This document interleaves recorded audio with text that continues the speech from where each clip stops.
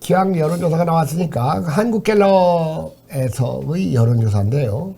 광주 시민의 38.6%가 네. 5.18 단체의 이미지가 좋지 않다라고 답을 했어요. 네. 5.18 단체에 대한 이미지가 좋다라는 답변도 48%로 절반에 미달합니다. 이게 광주 시민의 조사라는 데서 다소 충격적입니다. KBS 광주 방송국이 16일 한국갤럽에 의뢰해서 조사를 했는데요. 5.18 단체 안 좋아한다. 광주 시민. 39%에 달하는데 이런 것들이 역사 동향이 계속 움직여가고 있음을 이게 한 10년 전, 20년 전 조사 같으면 이렇게 나왔겠어요? 광주 시민들이? 세상에 광주 시민 10명 중에 4명이 5.18 단체 싫다. 이거 아니겠습니까? 여전히 그 5.18 단체에 대한 긍정평가가 높긴 하지만 이런 것들은 이 5.18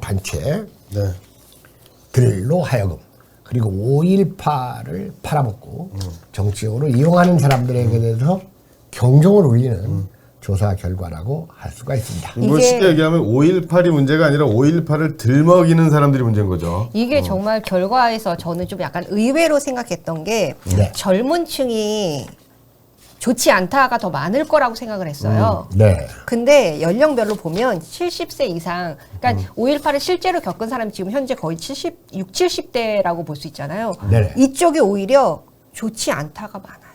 상대적으로 그렇습니다. 봤을 때. 그러니까 70대 같은 경우에는 좋다가 40.1%, 60대가 40.1%. 네. 그에 비해서 30세 미만, 30세 미만은 좋다가 66.3%예요. 그러니까 이제 이 시대를 겪은 사람들은 이 5.18 유공자라고 하는 사람들 중에도 가짜가 꽤 있고, 그 다음에 민주화 운동 얘기하는 애들 중에서도 사이비가 많다는 것을 알지만, 진실을 아는 거죠. 그냥 전해 듣기만 한 사람들, 이런 어린 연령층에서는 좀 추상적으로, 막연하게, 사실 5.18 유공자 단체에 대한 조사예요. 5.18에 대한 조사는 아닙니다. 네. 가끔 보면 민주당 비판하는 사람들 중에 막 5.18도 그냥 막 비판하고 툭 하면 그냥 무조건 빨갱이로 몰아가는 사람들 그런 건 하지 말아야 됩니다 우리가. 자, 그런데 스카이데일리라는 그 매체에서 말입니다. 이름 별로 못 들어봤죠. 네. 드디어 5.18 유공자의 명단을 까기 시작했어요. 명단을 까? 근데 이게 아주 오래 걸립니다. 그리고 이걸 전부 수합해서 조사하는데 무려 6년이나 걸렸대요. 이게 이게 정식 발표를 안 하니까. 세상에 민주화운동 유공자를 왜 발표를 안 하는 거야? 이거는 기리고 유공자 다 발표하는데. 예. 거기에 가짜가 섞여 있기 때문에 물론 많은 숫자가 5.18 때 희생됐거나 또는 피해를 입은 분들이겠지만 여기에 가짜가 들어감으로써 진짜들한테까지 피해를 주고 있잖아요. 그래서 스카이데일리가 유공자 명단 4,300명을 입수했고 지난주부터 이제 까기 시작했습니다. 네. 그런데 5.18 기념탑에 이제 명단이 적혀 있어요. 네. 그 다음에 5.18 관련 단체들의 자료가 있고 관계자들의 증언, 언론 보도 등을 취합해서 6년 이상의 작업을 거친 자료인데요. 상당히 흥미가 가죠. 네. 세상에 5.18 유공자를 까라는데 왜 안 까는 거야, 대간절. 그렇지 않습니까? 이해찬이 못 가게 하나? 자, 일단 말입니다. 네. 가짜일 가능성이 가장 많은 인간들이 전현직 국회의원, 그럴 수 있죠. 예. 전현직 국회의원과 지방자치단체장을 비롯한 간부들인데 무려 310명에 달합니다. 310명. 네. 그 다음에 국회의원들뿐만 아니라 국회의원들에 붙어있는 보좌관들도 보좌관. 상당수 들어가 있어요. 네. 더불어민주당의 한 현직 국회의원은 5.18 당시 다른 지역 고등학교에 재학 중이었는데 이 유공자 명단에 들어가 있습니다. 거듭 말씀드립니다만 당시에 시민군으로 활동하거나 진학군에 의해 사망 혹은 상해를 입은 경우가 이제 유공자가 되겠죠. 네. 그 다음에 5.18 당시 군사독재에 대항해 투쟁활동을 벌이다가 옥고를 치러거나 군인들한테 폭행당한 분들도 당연히 유공자겠죠. 네. 그러나 5.18과 전혀 관련이 없는 인사들, 5.18 당시 광주가 아닌 타 지역에서 시위를 주도했다는 이유로 그러면 김갑수도 들어가야지 당연히. 유공자 선정 등록 과정에 오류 또는 고의가 있는 것으로 이제 확인이 되는데요. 하나의 예를 들자면 5.18 당시에 11살이던 그러니까 11살이니까 지금 쉬운 한 5살 정도 됐겠네. 1990년대 수도권 소재대학의 총학생회 소속 노태우 때 데모했다는 이유로 유공자 명단에 등록이 돼 있어요. 거듭 말씀드리지만 직선제 개헌이 실시되고 노태우 때 이상부터 데모한 애들은 가짜 운동가들이에요. 뭘 걔들이 한 게 뭐 있어. 우리 강명길 선생님 소속돼서 한 청년이 이룬 일이 뭐가 있어. 겁나게 많이 없어. 네.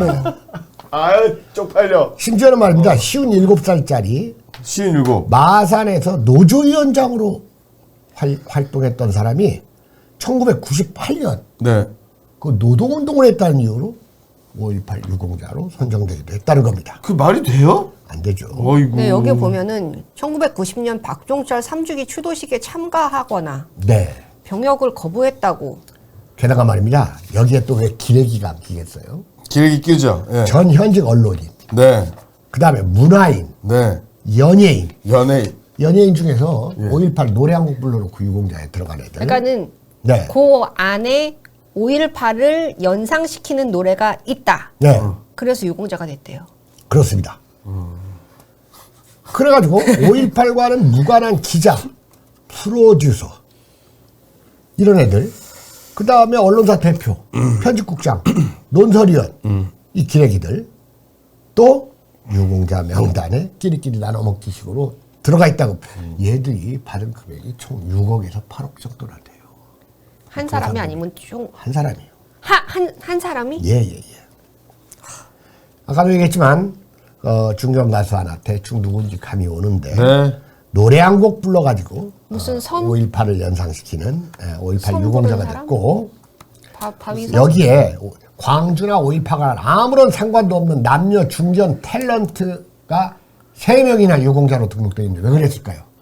아, 5.18 때 시민군 역할을 했거나. 아니 그 드라마에 출연해. 아, 5.18도 그러니까. 네, 그러니까 드라마로 드라마에서. 출연했던. 출연한 거죠. 5.18 그다음에 여기에 그 사이비 시인 소설가들. 내가 거듭 말씀드리자면 대한민국 소설가의 90%는 가짜고 대한민국 시인의 99%는 가짜인데 여기다가 평론가들. 세상에 1965년생 소설가가 시인이 5.18 소재로 시를 썼다는 이유로. 그 다음에 경기도 김포에 사는 65년생? 네네. 64년생 작가는 5.18 소재로 소설을 썼다는 이유로 유공자. 1963년생 영화평론가는 5.18 관련 평론을 했다는 명목으로 유공자. 이게 말이 됩니까? 그럼 선생님은 네. 왜 그 선생님이 쓰셨던 소설 중에 네. 일제강점기 1920년대 30년대를 배경으로 소설 쓰셨잖아요. 네. 독립유공자신가요? 그러니까 얘들하고 나하고 같이 비교하지 마세요. 진짜. 야, 이거 진짜. 방금 우리 김영환 선생님이 얘기했던 대로 1968년생 예, 68년생. 얘는 1990년 박종철 3주기 추도식에 참가해 폭력정권 타도하자는 시위를 해서 집시법 위반으로 징역 1년, 집행유예 2년을 받았는데 이것도 유공자. 그 다음에 1975년생 오모 씨는 양심적으로 병역을 거부했다는 이유로 5.18 유공자. 이게 무슨 개똥 같은 소리야. 네. 그래서 저는 이 스카이데일리의 활약을 기대하면서 이 명단이 다 까지면 네. 5.18 유공자에 대한 이 재분류 작업이 이루어져야 된다고 봅니다. 그래야지 진정한 그 희생자들, 야. 유공자들이 그 제대로 대우를 받는 것이겠죠. 그러니까 제가 이런 심정을 알겠어요. 아니 이게 생각보다 이 유공자가 그러니까 우리는 그냥 거기 광주에 살고 있는 사람들만 저 같은 경우에는 네. 광주에 살고 있는 사람들만 유공자가 된 줄 알았거든요. 네네. 이렇게 뒤늦게 있는 사람들이 유공자가 됐다라는 사실은 정말 상상도 못했어요. 그러게 말입니다. 여러분들 제가 뭐 이 방송에서 좀 얘기합니다만 5.18 당시에 서울에서 계엄령이 떨어지면 다음날 아침 8시에 광화문에서 모이기로 한 20만 명이 약속하고 가가지고 주말에 계엄령 떨어지니까 난 거기에 사람 너무나 많이 모일 줄 알고 일찍 출발했고 운동화 신고 나갔더니 한 3, 40명 와 있는 거예요. 그때 약속했던 놈들 20만 명 중에서 한 2, 30명만 약속을 지켰어요. 그러니까 약속 지키는 비율이 10,000분의 1 정도 되는 거예요. 그래서 이순신 장군 동상 앞에서 빙빙 돌면서 독개타도 외치다가 군인들 한 3,000명이 포위해가지고 그냥 도망가가지고 그걸로 저 시청 앞에 있는 퍼시픽 호텔까지 가가지고 저는 살아났는데 대부분 잡혔어요. 근데 그 사람들도 5.18 유공자라고는 할 수가 없어요. 5.17이지. 그래서 제가 그 길로 여의도에 있는 제 사촌 형 집에 갔더니 그 사촌 형이 광주에 살았거든요. 전화가 왔는데 막 그 서울에 있는 동생들한테 광주에 있는 사촌 형이 막 너희들 밖으로 나오지 말고 모두들 집 안에 박혀 있어 막 급한 소리로 시외 전화가 왔어요. 그리고 전화가 끊겼어요. 아 그래 광주가 지금 난리통이구나 싶어가지고 기차를 타고 광주까지 갔다가 광주 화정동에서 이 군인들한테 체포돼가지고 은근히 또 도저히 갈 수가 없어. 그래서 이 곤봉으로 위협당하고 저는 되돌아왔던 기억이 있는데 이때 서울 녀석들 얼마나 기회적으로 행동했습니까? 그래놓고 나서 이제는 5.18 유공자 다 따먹고 있는 녀석들 저는 이거 가려져야 된다고 봅니다.